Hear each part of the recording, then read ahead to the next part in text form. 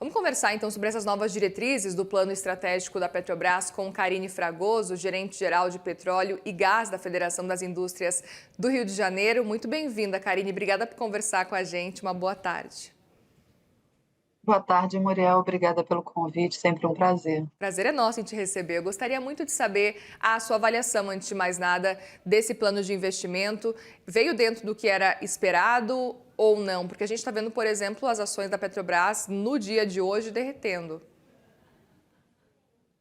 Eu acredito que sim, o mercado já tinha, né, já estava trabalhando com essas sinalizações, né, da gente ter aí uma manutenção, eh, da média de investimentos que a gente teve no plano, passado, né, e a gente fica com essa média anual, preservada, né, a gente vê ali uma redução de 2 bi, né, o que na verdade em termos de ano, a gente tem aí uma redução de 0,4. Então é uma faixa de manutenção de investimento ao longo do período de 5 anos.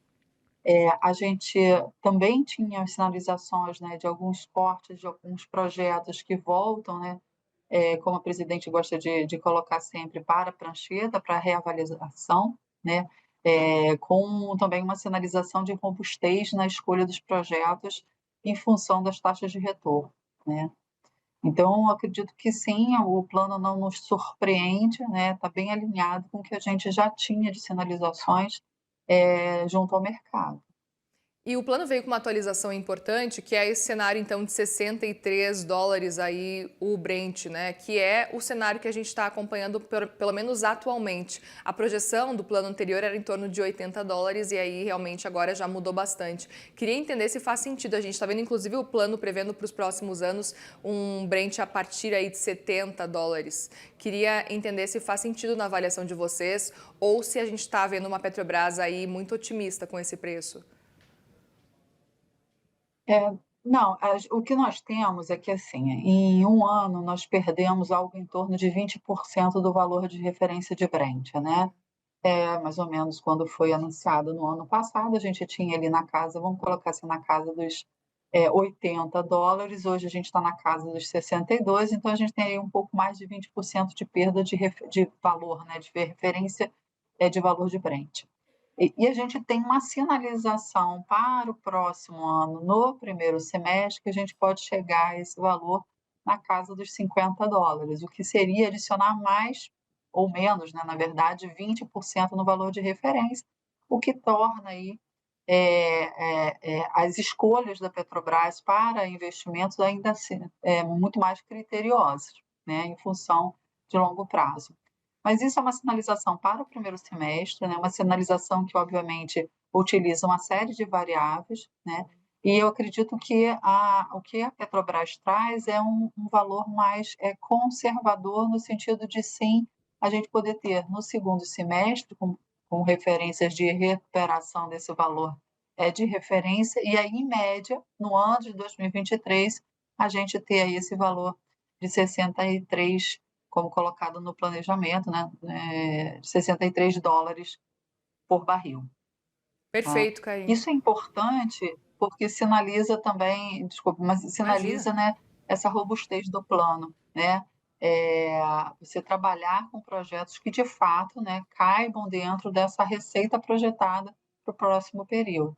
Isso é muito importante e você ressaltando a robustez do plano é um ponto interessante também, levando em consideração essas dúvidas que os investidores têm ao longo aí do ano com relação à Petrobras, e é interessante ver esse plano quando ele é apresentado justamente por isso. Outro ponto que eu queria entender a sua percepção é com relação aos dividendos, né? Especificamente com relação aos extraordinários, que olhando aqui pelo menos no plano, eles não estão dentro do plano agora, mas no último plano lá de do ano passado, de 2024, eles estavam prevendo aí o pagamento de 10 bilhões de dividendos extraordinários. Desta vez, agora, no plano não estão os extraordinários. Como é que você enxerga essas atualizações? Eu acho que tem muito a ver também, com a questão, né, dessas referências de valores que a gente estava comentando, e que é importante que a gente entenda que esse é um mercado, de ciclo longo, mas que nós estamos vendo uma série de variáveis, né, de mercados, né, e de outros eh, combustíveis entrando, né, outras oportunidades entrando para competir diretamente com esse mercado, que acabam afetando a projeção futura. Então, acredito que seja também nessa mesma linha de preservar aí, o planejamento e não se comprometer com esses dividendos extraordinários, né. Então, acredito que seja mais uma sinalização forte de um planejamento bastante robusto, né, como colocado no próprio planejamento, uma resiliência econômica bastante alta. Perfeito. Eu queria até entender o quanto que as oscilações do preço do petróleo, por exemplo, podem acabar impactando, como já impactaram de um plano para o outro, o cenário, inclusive cronograma de investimentos, mas também essa questão de dividendos. O quanto que isso pode alterar ao longo aí desses 5 anos. Você diz o valor do Brent? Isso. O quanto que isso pode acabar impactando o plano. Então, o plano ele está considerando já essa variação, né, então ele considera para o primeiro ano, né, algo em referência de 63 e para os próximos anos, 70. se não me engano, os 4 outros anos 70, né, Isso. uma manutenção. Isso é um valor, que a gente pode dizer que é um valor confortável para o mercado, né. Aí você vai me perguntar: "Ah, mas Carine, mas a gente pode chegar numa redução dos 70?" Podemos. Podemos aumentar? Podemos. Mas isso depende muito dos outros produtores e do como o mercado vai se comportar nesse período também. Então, assim, é sempre muito difícil, né, você definir com alguma precisão o valor futuro desse óleo, em função de uma geopolítica, né, que hoje eh, ainda tem, né, alguma conturbação.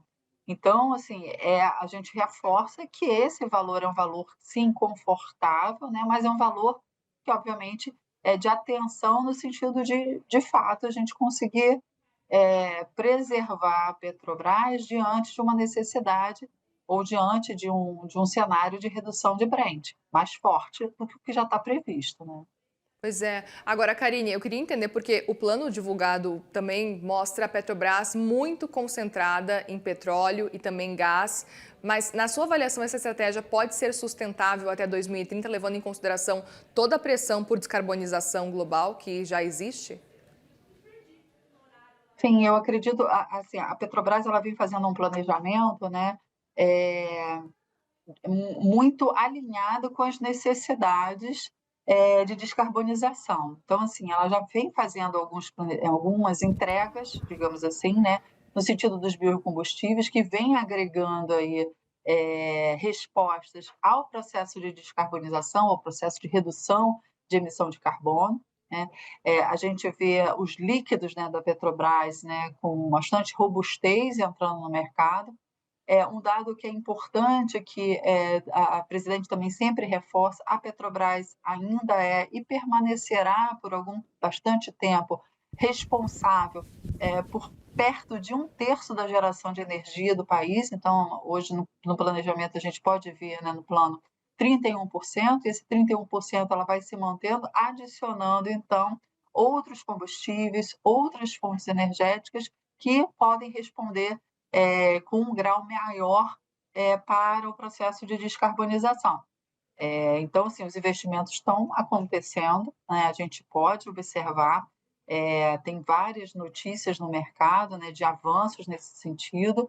Agora, isso precisa ser feito dentro de um ritmo também necessário para que a gente consiga balancear, né, o que é a grande função, né, da regulamentação, da fiscalização, entendendo que isso é uma concessão da União, né, para não só a Petrobras, mas para todas as outras operadoras, que é maximizar a riqueza gerada através da produção de óleo e de gás. Então, ao longo do tempo, né, isso precisa ser preservado e, ao longo do tempo, você vai, então, adicionando produtos que colaboram mais nesse processo de redução de carbono.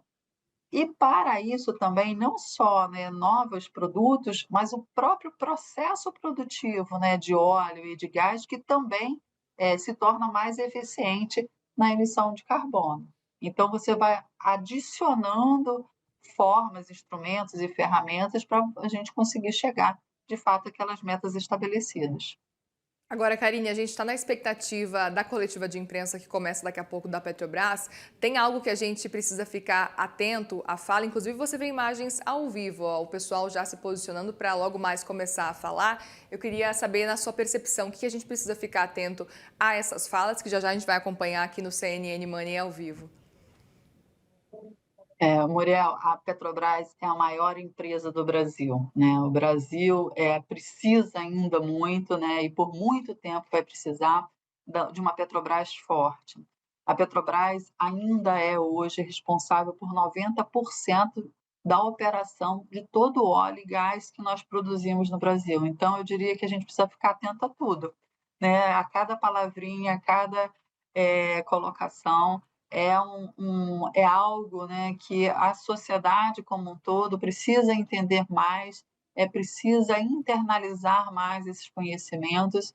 Eu digo que a gente vai continuar precisando de cada vez mais energia, porque a gente vai continuar precisando cada vez de mais água, de mais alimentos, e para a gente ter mais água e alimentos, a gente precisa de mais energia. Então, qualquer energia, né, principalmente aquela com responsabilidade, com segurança, pensando nas pessoas, é importante para a gente adicionar no final do dia a melhor qualidade de vida para todos nós. Então, atenção redobrada. Perfeito. E queria muito te ouvir também com relação a cenários e preocupações que a gente vê investidores tendo com relação à intervenção política. Queria ver a sua percepção diante desse cenário, que nos últimos anos, pelo menos, a gente não tem falado tanto sobre isso. Eu queria entender como é que você tem enxergado os desdobramentos e como a Petrobras tem estado aí nos últimos tempos. Olha, Maria, eu acredito que o momento que a gente está vivendo hoje, a minha avaliação é que a gente precisa fazer um pouco mais de coordenação, né? Eu acho até que a gente está agora no finalzinho do caminho desse ano, né, tendo um pouco mais de respostas nesse sentido de ter uma melhor coordenação entre as ferramentas que estão sendo colocadas, né? Tanto na parte de de legislação, né, do que a gente tem hoje. Por exemplo, a gente acabou de ver agora a aprovação, né, do marco regulatório para o licenciamento ambiental, e aí a coordenação da regulamentação desse licenciamento ambiental com outras legislações, como também foi recentemente aprovado a legislação né, que atende aos requisitos de uma economia circular, que também é importante. Isso é importante para outras aberturas, né, de trabalho, como, por exemplo, quando a gente olha para a Petrobras, no planejamento dela, dentro de toda a vida útil de um campo, ao final, quando você vai fazer o descomissionamento. Então, todas as questões relacionadas a licenciamento ambiental e à economia circular vão ser muito importantes nessa última fase. Então, assim, o esforço de coordenação eh, da, da, da legislação que nós temos e de como essa regulamentação vai se dar e da harmonização entre essas regulamentações, né, entre as esferas, né, nacional e estaduais, é fundamental para a gente poder avançar. Eu acho que essa hoje é a nossa maior preocupação, é, mais do que o que a gente via no passado, que a gente comentava mais sobre interferência direta Karine, na Petrobras e em outros organismos. eu vou ter que encerrar já, porque está Já vai começando para a nesse sala. momento a coletiva de imprensa. Tá Maida bom. Chambriard falando agora. Obrigada mais uma vez pela presença e volte sempre aqui, viu? Muito obrigada. Obrigada.